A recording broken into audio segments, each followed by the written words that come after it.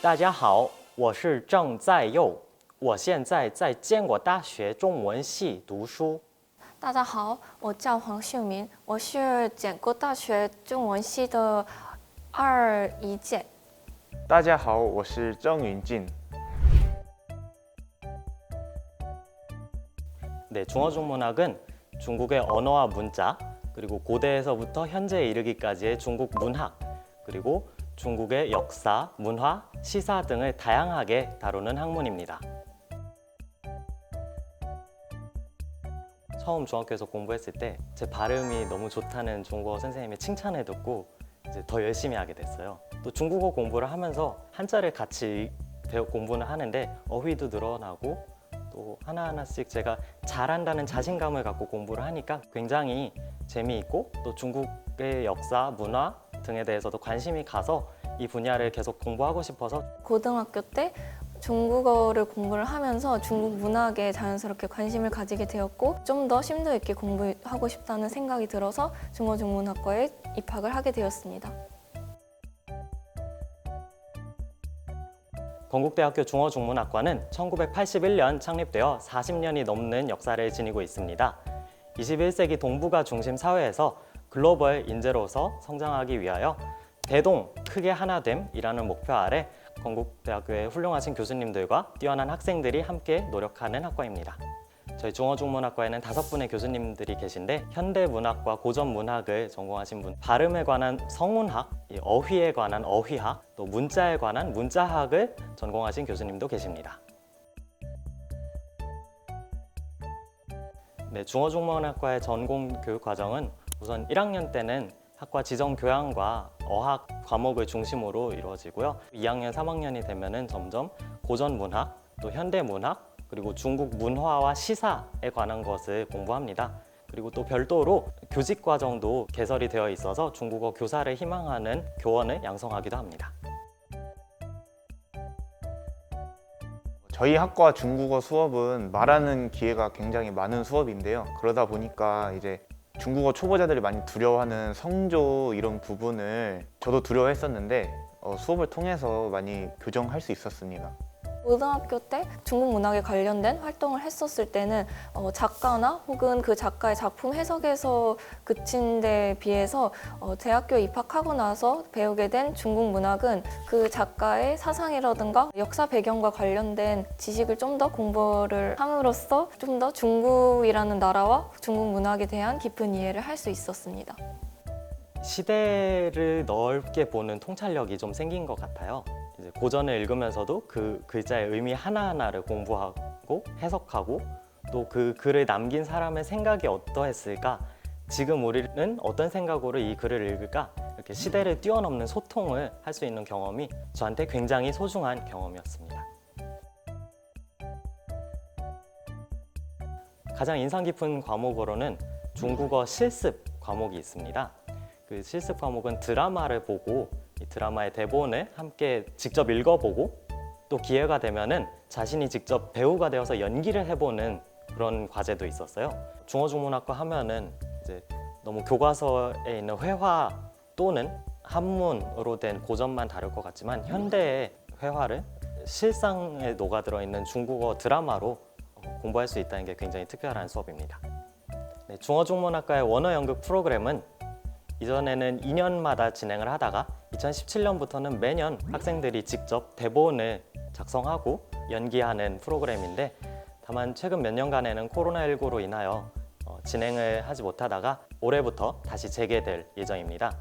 중어중문학과 원어연극 프로그램을 통해서 학생들은 중국어 실력을 향상시키고 또 학생들 간의 교류를 통해서 이제 단합이 활성화되는 좋은 시간이 됩니다. 우선은 중국어를 바탕으로 여러 기업체에 진출을 할 수도 있고요. 번역가, 통역사 또는 외교 분야로도 진출을 할 수 있습니다. 그리고 교직 과정을 바탕으로 중국어 교원이 될 수도 있고요. 또 한편으로는 이제 연구를 더 하여서 이제 석사, 박사와 같은 대학원 진학과 연구자, 교수 등의 진로도 가능하겠습니다. 저는 현재 교직 이수를 하고 있습니다. 그래서 그 교직 이수를 바탕으로 중국어 교육법에 대한 공부를 좀 더 심층적으로 해서 중국어 교사가 되는 것이 목표입니다. 저희 중어중문학과는 3학기 이상 재학을 하면 교직 이수를 신청할 수 있습니다. 적성 검사를 한 뒤에 1차, 2차 면접이 있습니다. 1차 면접은 담당하시는 학과 교수님과의 면담을 진행합니다. 그리고 2차 면접으로는 교직과 교수님과 면접을 진행하게 됩니다. 궁극적으로는 교수가 되고 싶습니다. 대학원에 진학하여서 중국 발음에 관한 성문학이라는 분야를 전공하고 싶습니다. 저는 아직 1학년이고 중국 문학보다 이제 중국어 실력을 향상시키기 위해서 중국어 회화나 중국어 실습 같은 어학 수업을 위주로 수업을 들을 예정이고요. 아직 진로에 뚜렷한 목표는 없지만 제가 하고 싶은 공부를 하면서 찾아 나갈 예정입니다.